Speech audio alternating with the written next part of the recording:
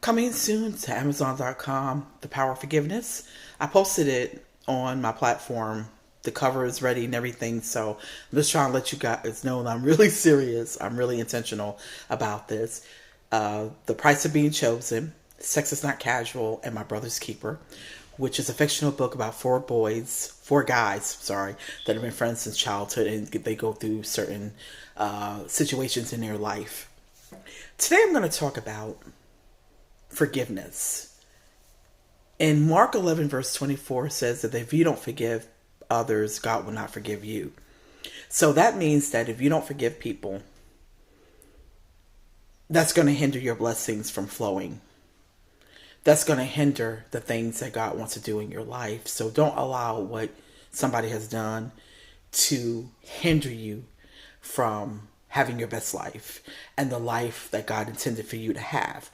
See, people struggle with unforgiveness because they feel that if they forgive somebody, they are negating what the person is doing and they're accepting what the person is doing.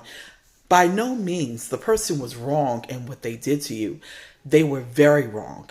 And I'm not saying that you have to justify it. I'm not saying that you have to like it.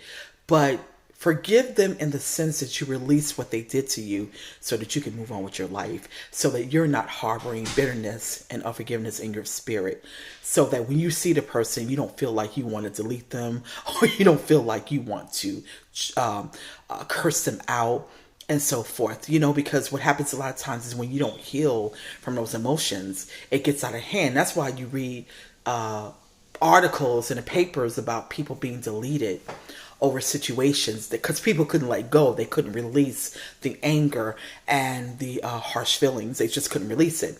Now, forgiveness does not mean that you have to be restored to the person, that the relationship has to be restored. It doesn't mean that you have to take the person out to dinner, that you have to invite them to your house, that you have to allow them to be in your circle. That's not what it means.